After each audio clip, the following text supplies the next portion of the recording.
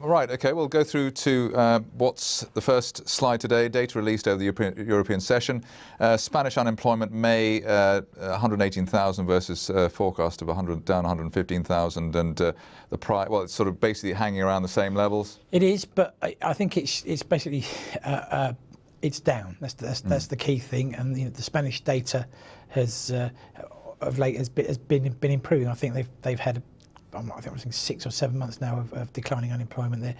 We've seen some great numbers earlier this week, so bearing out the thing really that the countries that have been through the worst in austerity are perhaps going to be the ones to come out the cleanest on the other side. The other point, I suppose, is that this figure's been getting better even before the effects probably of the weaker euro.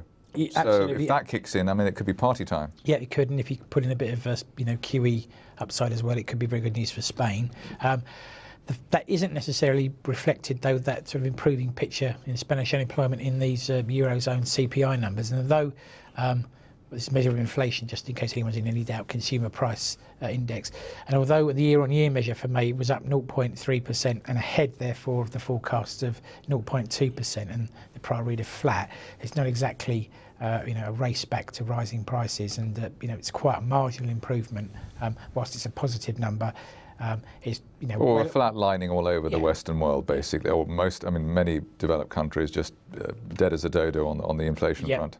Well away from the 2% targets that most of the world central banks are trying to look at. And then another positive number here in the UK. The UK construction PMI, or Purchasing Managers Index, for May came in at 55.9.